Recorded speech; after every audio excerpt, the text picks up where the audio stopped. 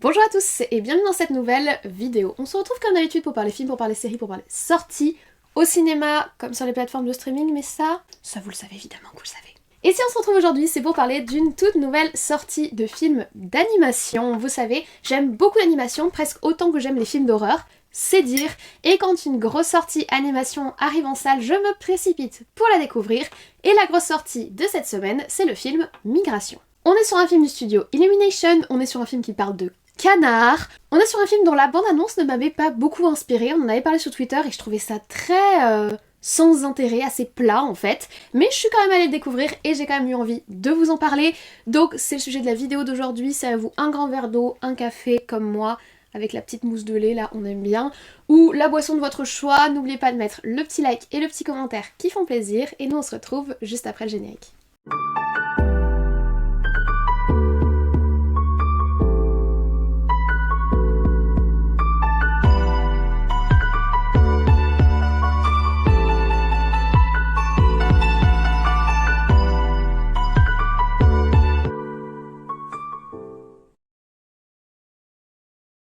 Alors, Migration est donc sorti le 6 décembre 2023 dans nos salles. Il dure 1h31, qui est une durée, je trouve, absolument parfaite pour un film d'animation. Ni trop peu, c'est quand même un film qui s'adresse à la fois aux adultes, mais également aux enfants. Un film de 2-3 heures pour les enfants, ça peut être difficile de rester assis en salle et calme. Donc je trouve que 1h31, c'est vraiment la durée parfaite.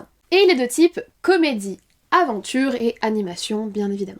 C'est donc, comme je vous l'ai dit, le nouveau film du studio Illumination, un studio qui est en plein essor depuis ces dernières années, notamment grâce à leur très grand succès Moi Moche et Méchant, puis plus spécifiquement tout le merchandising et les films qu'ils ont sortis ensuite sur les personnages des Mignons. C'est également eux qui ont réalisé les films Tous en scène. C'est eux qui ont été choisis par Nintendo pour le très bon Mario Bros, le film qu'on a eu cette année. C'est vraiment un studio qui est en train d'exploser au cinéma et ça fait super plaisir parce que je trouve qu'ils apportent souvent un vent de fraîcheur, côté très good vibes dans les films qu'ils nous proposent. Cette fois-ci, à la réalisation de leur nouveau film Migration, on retrouve Benjamin Renner. Alors ce qui est très intéressant avec Benjamin Renner, déjà c'est que c'est un animateur-réalisateur de films d'animation français, Cocorico. En effet, le studio Illumination a une branche en France. C'est qu'avant de réaliser ce film cette année, il a été derrière deux très beaux films à la réalisation très soignée avec un style un petit peu aquarelle que j'avais trouvé splendide. Le film de 2017, Le Grand Méchant Renard, et en 2012, le film Ernest et Célestine, qui sont vraiment deux très beaux films, très poétiques et très doux pour les enfants.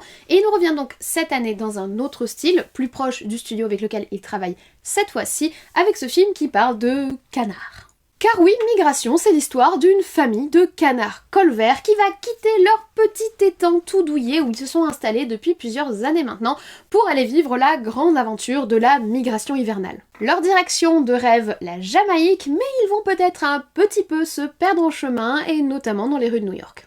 On va ainsi suivre les tribulations d'une famille, le père un petit peu bourru et conservateur, la mère aventurière en rêve de grands espaces et les deux petits canetons, Dax, adolescent et prêt à tout, et sa petite sœur, timide mais particulièrement attachante. Oh, il y a aussi le grand-oncle Dan. Mais grand-oncle Dan, c'est un mystère. C'est un petit peu, vous savez, le grand-oncle un peu bourru et bizarre qui raconte des histoires étranges aux enfants lors du repas de Noël. Voilà, ça c'est grand-oncle Dan. Donc on est donc sur une histoire toute mignonne et très familiale pour cette sortie de Noël. Alors je vous propose qu'on rentre dès à présent dans le vif du sujet en parlant de l'animation et de l'image et du style graphique du film. Sans mauvais jeu de mots, ça casse pas trois pattes à un canard. On est vraiment typiquement dans ce que fait le studio, on a les mêmes graphismes que pour un Moi Moche et Méchant ou pour les films des Mignons ou ce qu'ils ont pu nous servir dans Mario Bros le film. C'est super clean, c'est super beau. La colorimétrie en particulier est très bien travaillée et là on a des scènes de vol qui sont superbe, mais ça n'a absolument rien d'original. Autant on a pu avoir ces dernières années des films d'animation qui commencent un petit peu à nous proposer un style qui sort du tout numérique très lisse, le chapeauté 2 du studio DreamWorks, ou encore les fameux films Spider-Man qui eux ont vraiment réussi à définir leur propre style. Avant cela il y avait eu la série Arcane sur Netflix, ou encore cette année en novembre la série Blue Eye Samurai sur la même plateforme. Et Benjamin Renner lui-même a travaillé sur des films avec une animation particulièrement intéressante et différente de ce qui se fait. Je vous ai parlé par exemple de Ernest et Célestine. Donc on a des studios qui commencent à proposer un autre style d'animation avec d'autres styles graphiques, mais le studio Illumination, là, il ne prend pas de risque sur ce film Migration.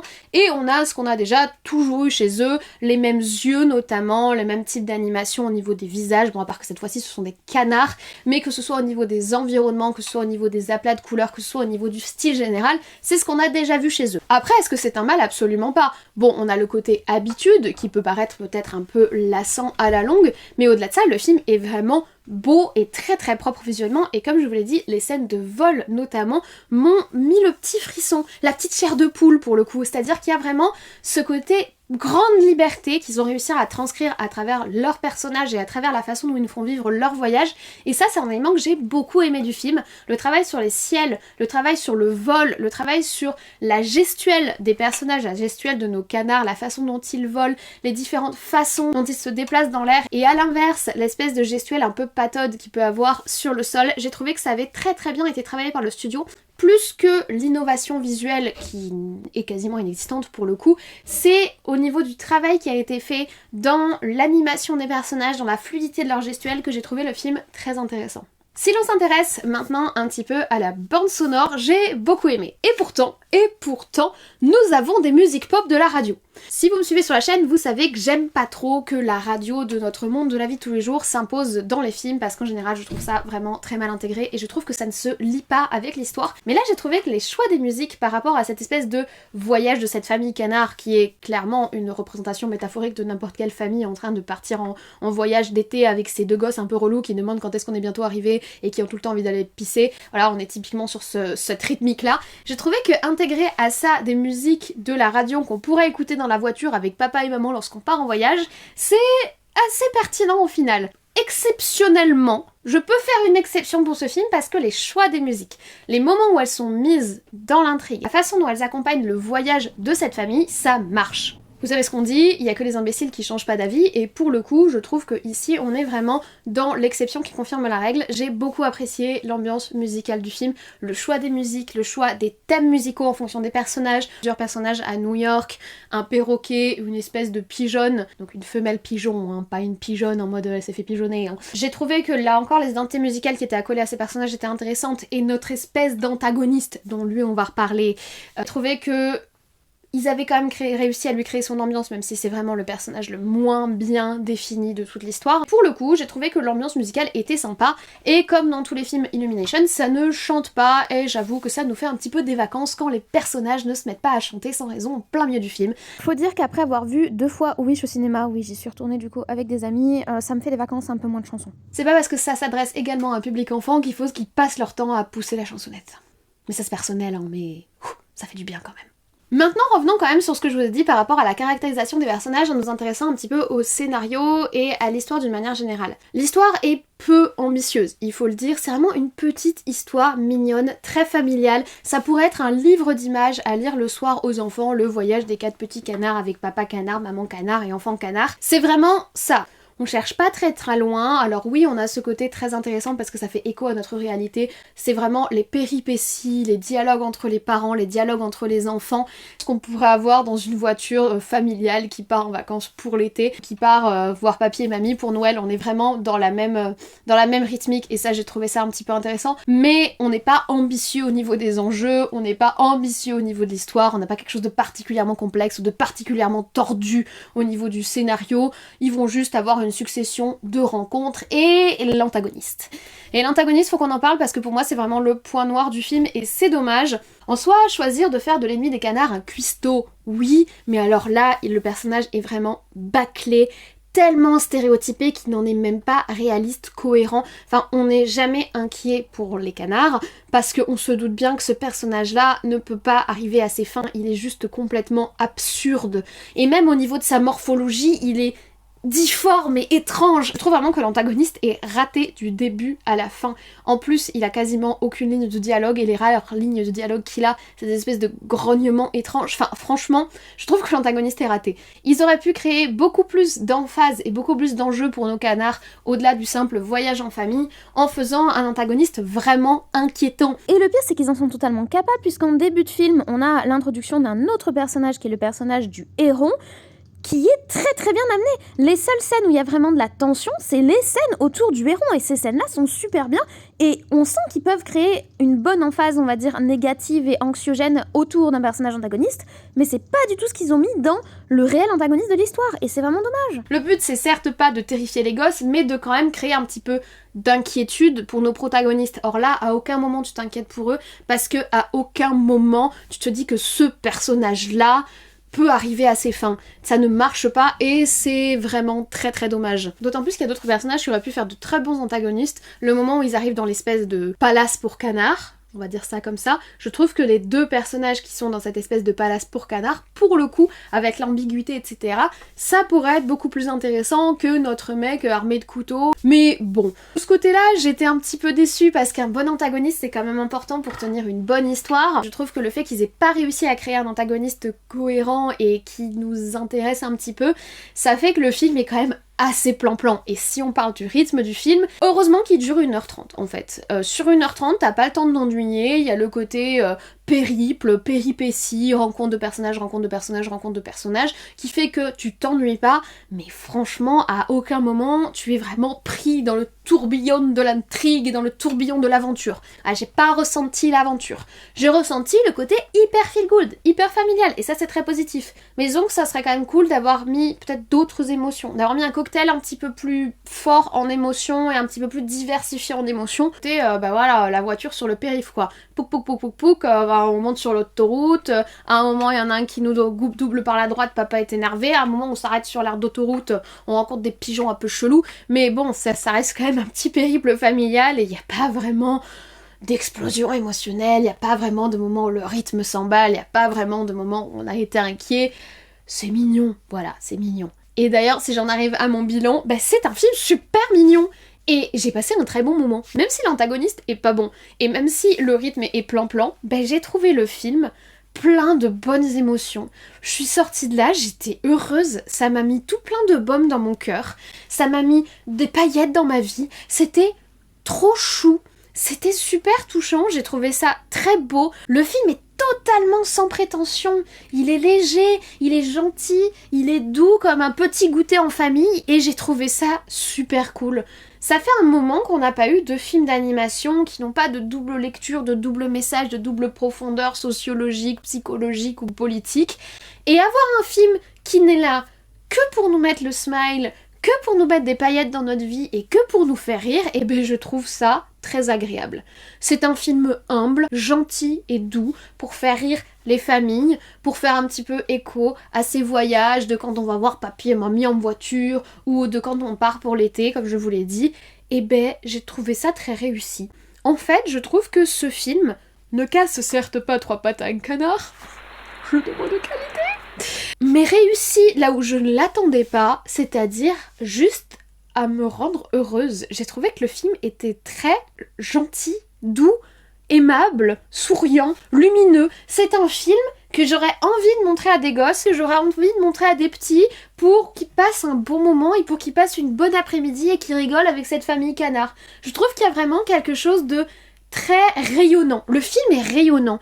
Il n'est pas incroyablement bien écrit. C'est pas un chef-d'œuvre visuel. Il n'est pas innovant au niveau de l'animation. Il n'est pas innovant au niveau des musiques. Mais il est doux et rayonnant. Et franchement, bah ça fait quand même un peu plaisir. Du coup, est-ce que je vous recommande le film? Bah oui, surtout si vous avez le blues hivernal. Franchement, si en ce moment vous êtes un peu triste parce qu'il fait noir assez tôt le soir et que c'est un petit peu le rush et que dans votre boulot c'est pas ouf et que à la maison les enfants se disputent parce qu'ils rentrent fatigués de l'école, allez voir ce film, ça va vous faire du bien dans votre petit cœur. Vous allez pas être ébloui, vous allez pas vous dire que vous avez vu le meilleur film de 2023, vous allez pas vous dire que vous avez vu le meilleur film de Studio Illumination, mais vous allez vous dire que vous avez passé un sincère bon moment, et franchement, ça fait très très plaisir. Voilà, je vous remercie d'avoir regardé cette vidéo sur le film Migration jusqu'au bout, j'espère que vous l'avez apprécié. Moi je suis super contente de vous en avoir parlé parce que comme je vous dis, il m'a mis le smile et j'étais contente quand je suis sortie de la salle et j'aimerais bien partager un petit peu ça avec vous et vous permettre, ben voilà, si vous avez un petit peu le blues,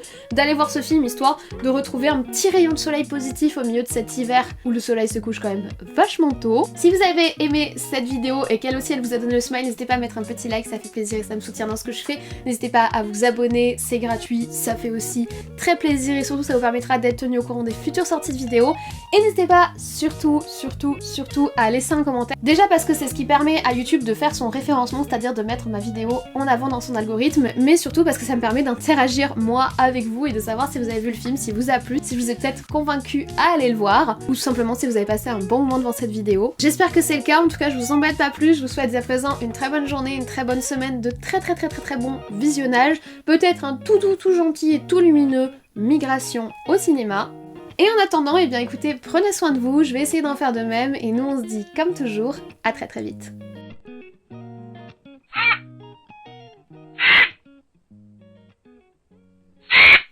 Bonjour, grosse journée, du coup je profite du fait que je vais rien toucher pendant le passage où je serai dans la vidéo pour finir mes ongles. J'ai eu une journée super méga productive. J'ai terminé les cadeaux de Noël que j'ai déjà achetés. Il y en a quelques-uns qui sont en chemin en colis. Donc je les ai pas encore empaquetés, mais sinon tout est prêt. Je suis contente, je finis jamais mes cadeaux de Noël aussitôt d'habitude. J'ai trouvé pour tout le monde.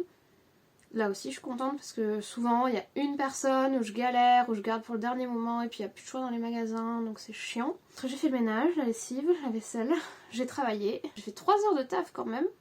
En plus de tout ça, j'ai filmé les petits shorts de Noël de la semaine, plus que j'ai refilmé le short d'hier et le short d'aujourd'hui parce que mes fichiers avaient un souci, il n'y avait pas de son. Gros boulot. J'ai lavé mes cheveux, bon, ça c'est un truc normal mais ça prend quand même du temps.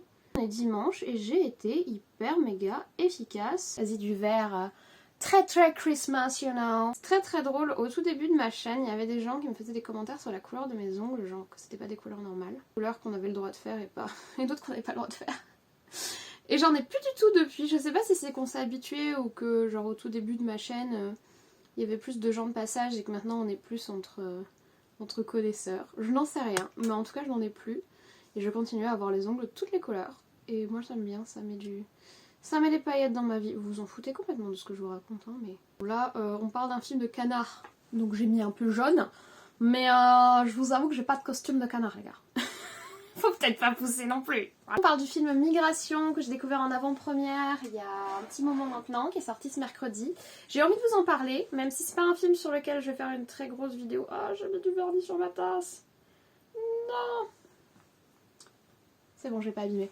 Je pense pas faire une très longue vidéo, mais j'avais quand même envie d'en parler avec vous, histoire qu'on échange autour du film. Et puis l'animation, vous savez, on aime bien ça, donc presque autant que les films d'horreur. Pas autant que les films d'horreur, parce que les films d'horreur, je regarde vraiment tout et n'importe quoi. Les films d'animation, quand il y en a un qui me plaît pas, je sais que je vais pas le regarder. J'adore vraiment beaucoup le genre. Sur ce, on est parti. Film pour parler série, pour parler sortie. Oh, j'ai pas branché le micro. Oh my god. Vous m'entendiez pas? Oh, aïe. Bon, j'avais pas branché le micro, toutes les scènes post-génériques, à mon avis, le son sera merdique. Bref. Voilà, nous avons terminé notre vidéo sur Migration. C'était une petite vidéo, je vous l'avais dit. J'avais trop envie de vous parler de ce film parce que j'ai passé un trop bon moment. Et qu'en sortant, j'avais envie de manger du magret. Oui, je suis un être abominable. Et je suis pas la seule. Mes potes, on est sortis de la salle et on a dit... Ça vous dit pas, on va au resto manger du magret. On est des êtres abominables. Genre, le film tourne autour du fait que le cuistot veut bouffer les canards et nous, en sortant, on voulait bouffer du canard. Mais c'est notre côté sud-ouest. Voilà, c'est la culture du sud-ouest, ça, mes enfants. Un bon magret en sortant du film Migration. Et oui, je sais pas si je fais bien l'accent du sud-ouest. J'ai pas appris l'accent. Désolée, pardon. Et merci d'avoir regardé cette scène post-générique et ciao.